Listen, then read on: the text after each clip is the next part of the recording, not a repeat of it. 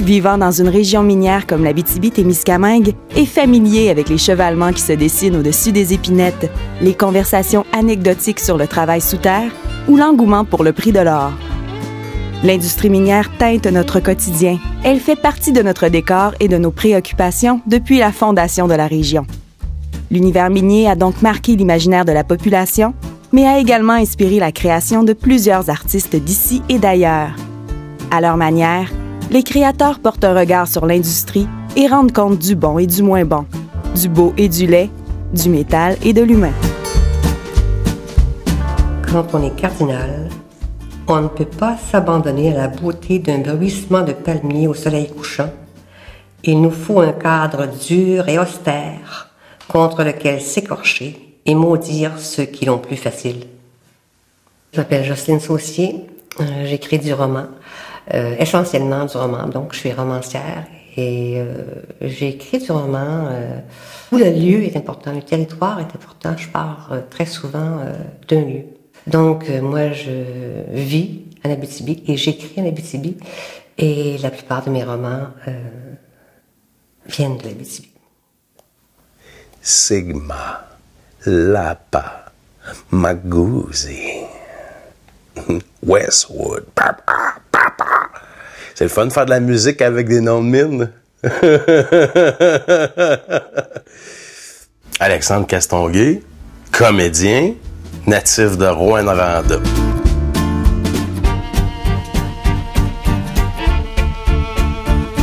Mon nom, c'est Roch Lamotte et je suis artiste peintre et professeur à l'UQAT au niveau des arts plastiques et des arts visuels. Ce qui m'a amené partout à travers la région pour découvrir cette grande région-là parce qu'on offre des programmes sur tout le territoire. Premièrement, le monde minier, ça fait partie des conversations de tous les jours. Puis on a le monde minier dans le décor à tous les jours. Puis on a dans notre entourage, il n'y a pas une famille où il n'y a pas un mineur ou un géologue ou whatever. C'est tout le temps là. Et puis, quand tu pars du principe que lorsqu'il faut créer quelque chose, faut que tu partes de qu'est-ce que tu connais, je veux dire, qu'est-ce qu'il y a dans mon jardin. Puis quand tu veux planter une histoire personnelle, quand tu veux parler de l'humain, tu le plantes tout le temps dans des enjeux sociaux, puis fait que quand même bien que tu parles d'une histoire d'amour, l'enjeu social qui entoure tout ça. Peu importe que si les mines vont bien ou que s'ils vont mal, je veux dire, on peut pas s'en séparer. C'est mystérieux, là, le patrimoine minier, là. Ça se passe en dessous, tu sais, fait que quand t'as de l'imagination un peu petit, là, tout ce grand mystère-là, à partir du moment où ce que tu n'y as pas accès, tu peux t'imaginer ce que tu veux, tu sais. Moi, c'est sûr que ça a influencé mon imaginaire d'enfant. Je me souviens très bien que quand j'étais jeune, pour moi, un mineur, ça pouvait sortir d'une bouche d'égout, là, d'un manhole, tu sais. Je me souviens aussi que on nous disait que le sous-sol, le Rouyn-Norandien, il était persillé de souterrain, tu sais. Fait que moi, ça m'impressionnait bien gros quand je marchais sur le trottoir, là, de m'imaginer que ça pouvait être des grottes en dessous, tu sais. Puis je me collais l'oreille sur le trottoir. Puis j'essayais d'écouter, d'entendre ça, tu sais. Puis aussi, les images aujourd'hui, il n'y en a plus, mais dans le temps, il y avait des coulées. Hein? Puis je restais sur le bord du lac, c'est la rue Perrault, chez ma mère. Mon père était à Noranda, ma mère à Rouyn. Puis on voyait ça. De là, tu sais, c'était fantastique. Là, c'était un spectacle. Là, c'était... Hein? Je veux dire, il n'y a pas grand-chose qu'à côté de ça, là, le moulin à images, là, par rapport à une coulée. Là, je veux dire, il y avait je sais pas combien de wagons qui déversaient ça en même temps. T'sais. Quand tu pars ta vie, là, puis que tes récréations sont annulées à l'école, puis que tu fais ta récréation dans le gymnase, tu sais. Puis super jeune, je me rappelle une marche qu'il y avait eu en ville. Avant le plan d'acide, là, tu sais. Que là, il y a eu un soulèvement. C'est sûr que tu cherches, quand ça part de même, là, c'est sûr qu'après ça, tu cherches à ramener. L'Abitibi, c'est une région éloignée. On est loin. Mais c'est pas l'arrière-pays, là. C'est pas la douce vie tranquille de l'Abitibi. Donc, c'est ça qui est intéressant, c'est on est inquiet, l'Abitibi. On est inquiet. On est sur le qui-vive. Parce qu'on habite un territoire qui est toujours menacé.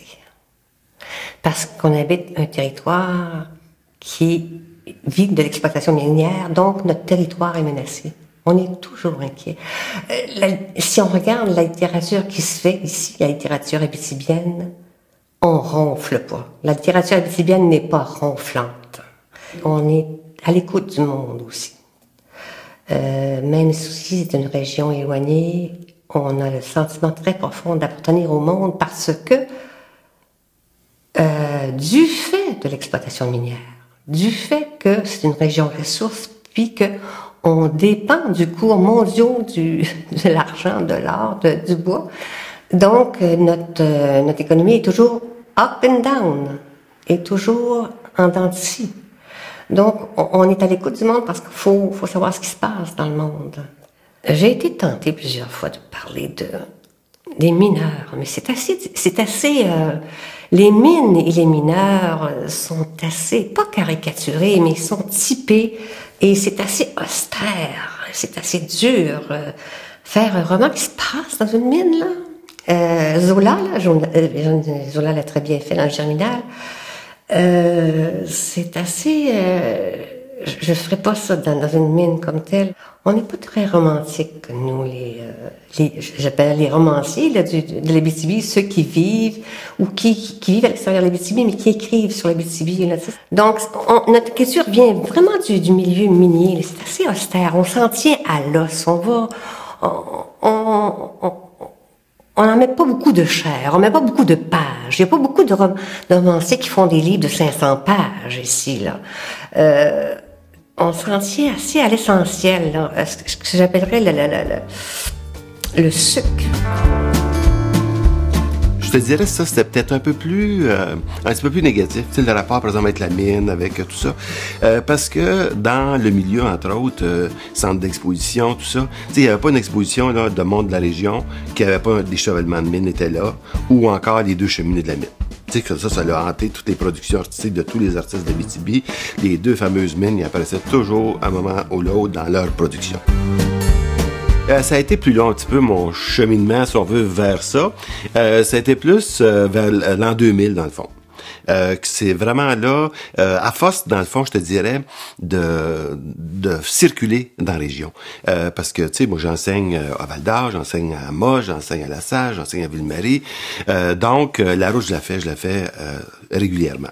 Et puis, ça a fait en sorte que, petit à petit, je me suis dit, ben, regarde, il y avait deux aspects. Le premier aspect, c'était de rendre compte de ce paysage-là, cette immensité-là. Le deuxième aspect, c'était aussi par rapport à la lumière que je trouvais aussi. La lumière qu'on peut retrouver, qui est très particulière en Abitibi, qu'on retrouve très peu ailleurs. Et on t'a sans doute parlé du dôme aussi. Bon, il n'y a pas de montagne ici, il n'y a rien qui coupe la vue, ça fait que c'est assez particulier. Et puis bon, c'était de fil en aiguille. Après ça, à force de rentrer d'aller vers le paysage, puis tout ça, des fois je rentrais dans des sentiers, des choses comme ça. Et puis là, je suis tombé sur des fameuses, on appelle ça des slams, là. Je sais pas l'autre nom, comment dire ça, mais en tout cas, c'est des places pour les rebuts miniers, là, qui sont là-dedans. Et puis, la première fois que j'y étais, c'est avec un ami, finalement, puis c'était du parquet. Puis la slam était orange.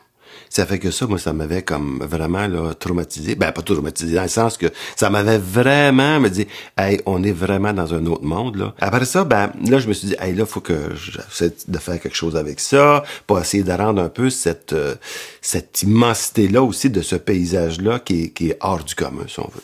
Alors, ça a donné naissance à un grand tableau, 10 pieds de haut par 20 pieds, qui présentait, ça s'appelait l'Arbre rouge, c'est un arbre mort, finalement. Et puis, on voit un immense slam de mine complètement orangé, tout ça. T'sais. Après ça, ça a toujours eu une influence sur le reste de ma production depuis ce temps-là. Mettons, dans le spectacle Manoranda, là, C'est quoi la position que tu décides de prendre, tu sais? Est-ce que j'en parle? Est-ce que je l'évoque? Je pense que je le dis juste une fois. La mine. Puis je dis la mine dans une énumération de business. Je parle de la semence, du bord des chums, du dépanneur Windsor, de la Twinkies, la mine, blablabla. Tu sais, j'en parle comme si c'était une business comme une autre. Je la mets sur le même pied que le dépanneur. Ça, je suis content de ça. T'sais, je veux dire, ça peut passer là, fou, mais moi, j'étais content de ce shot-là. Puis parce qu'on l'a d'en face, parce que le spectacle Manoranda, c'est un déambulatoire dans les ruelles puis dans les rues du quartier, parce que tu l'as d'en face, que peu importe où t'es dans le quartier, tu l'entends ou t'as avoué. Mais parce que tu l'as tant d'en face que ça, qu'elle fait partie de la scène, du décor audiovisuel, j'en ai pas parlé. J'ai pas été plus loin que ça. Le langage audio et le langage visuel fait la job à lui tout seul. Je peux pas aborder le sujet minier sans penser à mon frère. Sans penser à ses chums. Sans penser au sacrifice humain. Ils font tout pour bien les traiter, mais c'est une job difficile. Là. Une semaine de jour, une semaine de nuit, des longs chiffres. C'est une partie de nous autres qu'on n'aime pas tout le temps. Mais moi, je vais où on s'aime pas, puis je montre qu'est-ce qu'il y a d'humain là-dedans. Puis il y a une grosse job, tu sais, de dénonciation ou whatever, tu sais, qui a été faite. Qui est importante, qui a été bien faite. Puis toi, après ça, si ce thème-là t'allume, faut que tu montres autre chose. C'est pas pour aller refaire la même affaire que l'autre avant toi, là. On associe le mineur à du monde qui ont des grosses payes, puis qui ont des 4 roues, puis qui a des bateaux, puis c'est vrai. Mon frère a tout ça.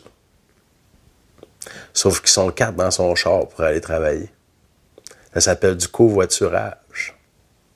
C'est des valeurs très actuelles, d'écologie et tout ça. Mon frère, avec ses machines, il a vu plus de territoire que moi. Moi, j'ai planté des arbres, j'en ai vu aussi, tu sais. J'étais allé creux dans le territoire, tu sais. Mais mon frère, avec ses machines, il est capable de traverser l'autre bord de la montagne avec sa machine. Il vaut avec sa machine où moi, j'ai pas été, tu sais. Si on regarde simplement les héritiers de la mine, ça se passe vraiment dans un village minier abandonné. La mine devient très importante, c'est presque un personnage.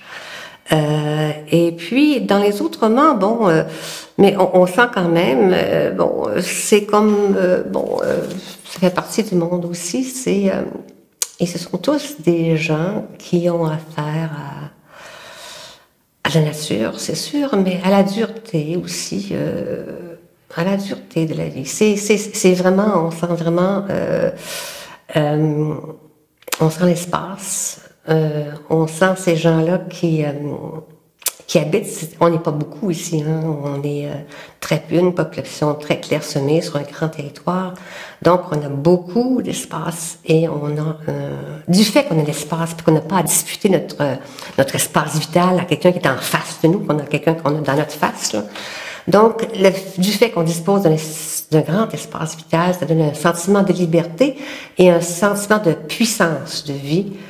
Et puis, ça aide à la créativité aussi, parce qu'on a de l'espace pour faire aller l'imaginaire, ouais.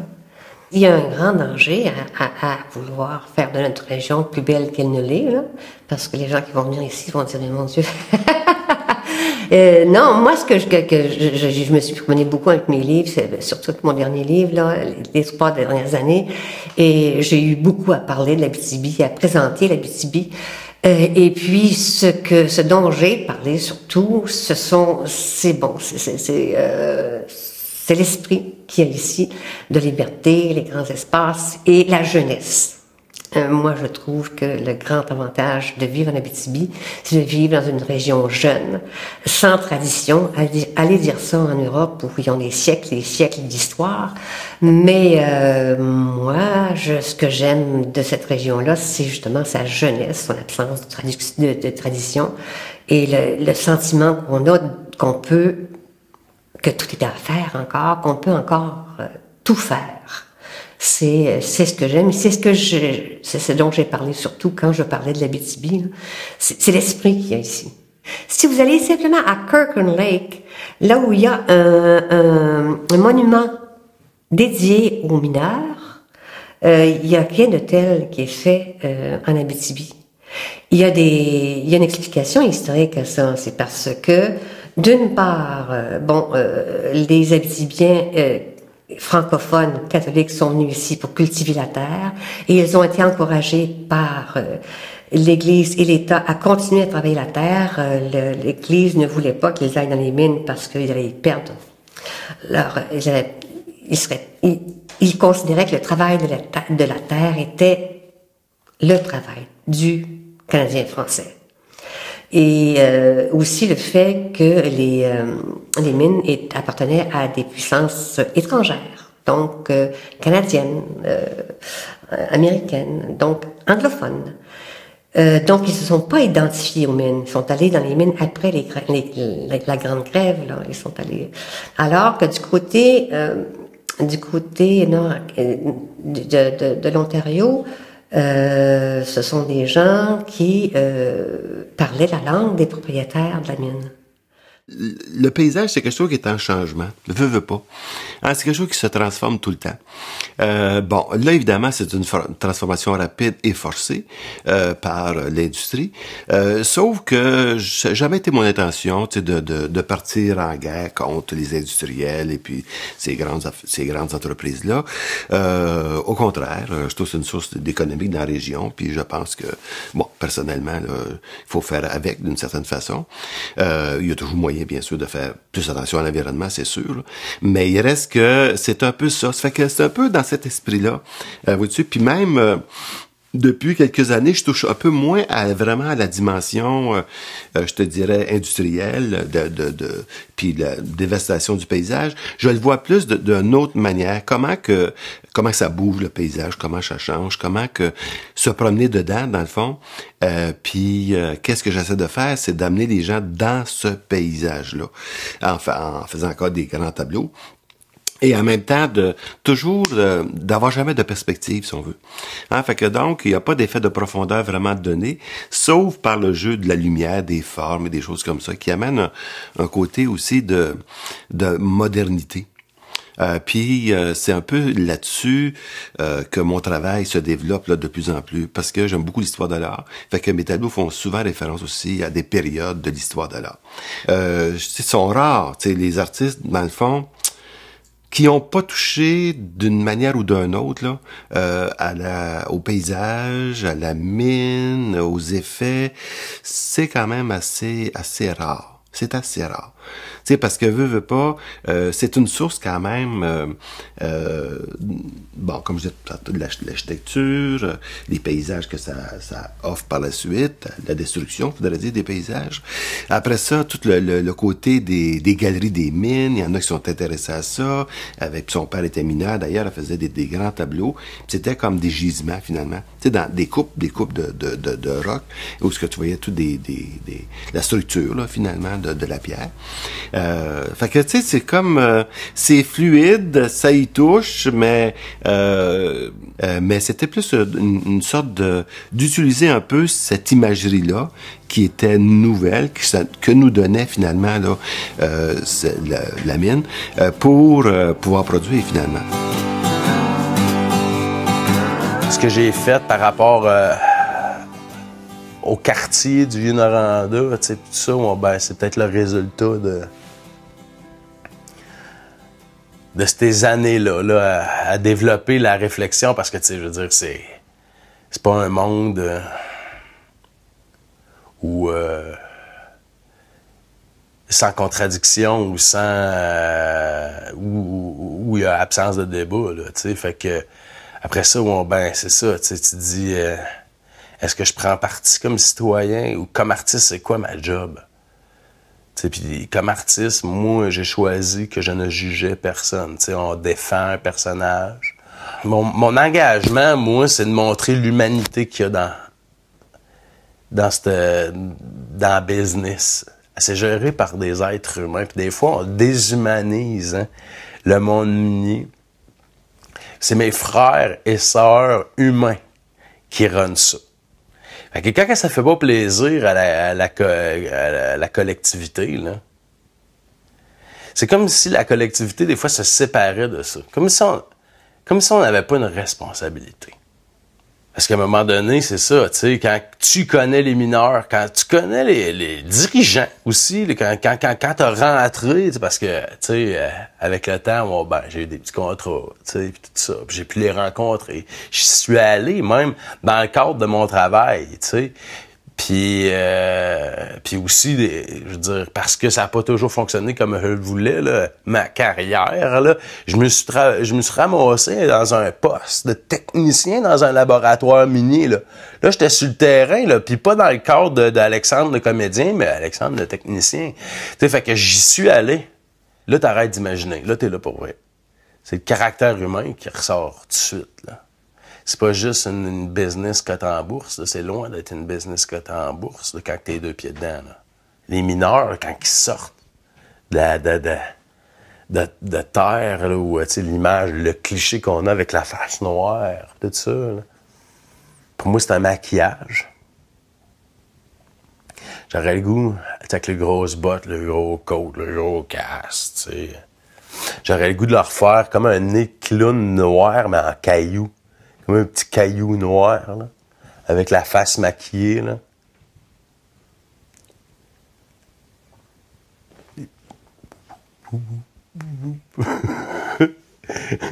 Moi, il m'inspire ça, puis je pense que ce serait une bonne manière d'aborder le monde minier. Tu sais, le clown, ça crée une distance, tu sais, parce que on est... c'est un sujet toujours délicat, tu sais. Fait que prendre une distance par l'intermédiaire du clown, je pense qu'on pourrait aborder plus de sujets. Aller plus loin que si on y va sur un mode réaliste. Moi, je vis dans l'espoir que les mines cherchent à devenir meilleures. Bons citoyens corporatifs.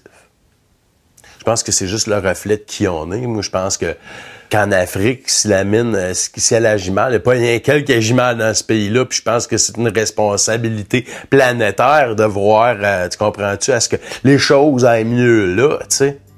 C'est ça se passe à la bourse de Toronto, là. C'est à la bourse des mines, ça, là. Tu sais, un peu, les artistes, on parle un peu de où on vit, de ce qu'on vit. Tu sais, pas, c'est la source même là, de la création. C'est pas nécessairement toujours en ligne directe, là. Entre, si on veut, une sensibilité par rapport à quelque chose, puis le produit que ça va donner par la suite. Mais je te dirais, autant les artistes, si on veut, de notre époque, autant que ceux d'aujourd'hui, que mes amis, tout ça, il y en a plusieurs qui touchent à cet aspect-là, si on veut, du paysage, à cet aspect-là aussi de l'environnement. Puis il y en a même qui s'y revendiquent beaucoup plus que moi, comme Véronique Doucet, je sais pas si tu la connais, qui présente un peu du travail avec Aldermac. Finalement, qui a développé quand même des choses, puis ça a donné des résultats aussi, parce que elle est allée beaucoup, elle, sur la base de la revendication. Hein? Et puis, ça a donné quand même des résultats intéressants. Bon, puis il y en a d'autres aussi. Gad Donald, qui est en exposition actuellement.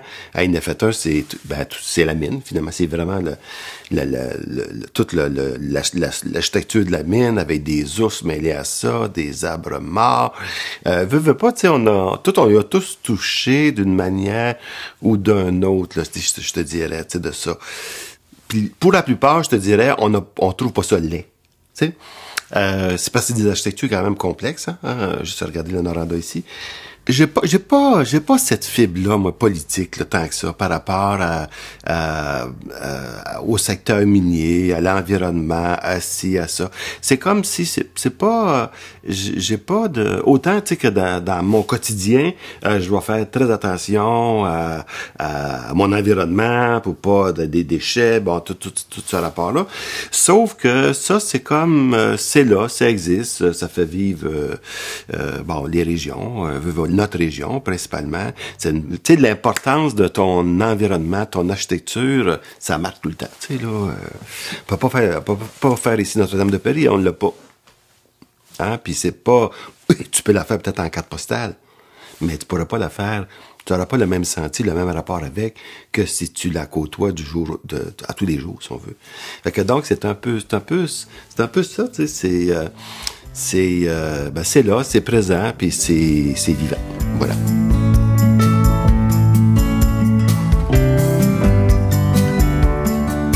C'est dans notre ADN. Puis c'est le texte que je t'avais envoyé de Margot Lemire qui dit que s'il n'y avait pas des gars qui travaillent en dessous, le soleil ne brillerait pas au-dessus de ma tête. Je serais pas à Rouen s'il n'y avait pas cette affaire-là. On n'occuperait pas ce territoire-là, puis on n'appartiendrait pas à ce territoire-là. Si, de là à dire qu'on y doit tout, sans compromis, pour avoir fait de nous autres des habitants de ce merveilleux territoire, non. La fonderie nous a à l'œil, puis on a la fonderie à l'œil, puis je pense que c'est quand même plein de respect, là. Je pense pas que c'est une méfiance, mais je pense plus que c'est un contrôle. En tant que société, on évolue. Puis elle évolue aussi, tu sais. Fait que quand on est frustré par rapport à elle, ben... c'est le reflet de ce qu'on est. C'est toi que tu juges. C'est socialement que tu portes un jugement. Dépendamment de ce que tu fais, ça peut être un bon match. Puis, tu sais, le philanthrope, ne devrait pas attendre de retour. Puis je ne devrais pas, en tant que créateur, sentir sa présence. La main invisible, tenir le crayon. Tu comprends-tu? La main invisible de celui qui est. À date, ça marche. Je la sens pas. Mais c'est un peu marcher sur des œufs. Mais je sens que la coquille est solide. Et mon pas feutré. Ainsi, l'industrie minière est présente de façon directe ou indirecte dans la vie de tous les résidents de l'Abitibi-Témiscamingue. Mais au-delà de son influence sur les modes de vie, sur l'économie locale ou sur le développement technologique, elle est également une véritable mine d'inspiration pour les créateurs.